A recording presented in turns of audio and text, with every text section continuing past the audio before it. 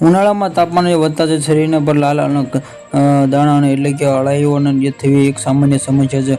પેટ, ગરદન અને છાતી પર સતી થતા અળાઈઓનો ખંજવાળ અને બળતરથી રાહત મેળવવા માટે મોટો ભાગના લોકો તરત જ ફૂલિંગ પાવડરનો ઉપયોગ કરે છે. પરંતુ જો જાણો છો કે મેડિકલ સામાન્ય અને સ્કિન એક્સપર્ટ આવું કરવાની સખત મનાઈ કરે છે. હેલ્થમાં એક્સપર્ટ તમને અળાઈ પર પાવડર લગાવવાની ફાયદા ઓછા અને નુકસાન વધુ થઈ જાય છે. અહીં જાણો કે ડોક્ટર આવું કેમ કહે છે. જે જગ્યાએ કંઈક 5 નેચરલ વસ્તુઓનો ઉપયોગ કરી શકો છો. તરત બરફ જેની ઠંડક આપે છે. ત્વચાના રોગોનું નિષ્ણાત જણાવ્યું કે અનુસાર જે અળાઈઓ ત્યારે થાય છે જ્યારે અતિશય પરસેવો કારણે ત્વચા રોમો છિદ્રિત બંધ થઈ જાય છે અને પરસેવો બહાર નીકળી શકતો નથી. અને જ્યારે અળાઈઓ પર વધુ પડતો પાવડર લગાવો તો ત્યારે પાવડર કારણે બંધ રોમ વધારે બ્લોક કરે છે. આ કારણે પરસેવો ત્વચાની અંદર જ ભરાઈ જાય છે, જેના સોજા, ખંજવાળ, બેક્ટેરિયા ઇન્ફેક્શન વધવાનું જોખમ પણ બમણું થઈ જાય છે. મેડિકલ અનુસાર જે અળાઈઓ પર પાવડર જગ્યા ઠંડક પદાર્થ વાપરતા જે અળાઈની સમસ્યા દૂર નષ્ટ કરવામાં આવે છે. 5 નેચરલ એલોવેરા જેલ. નેચરલ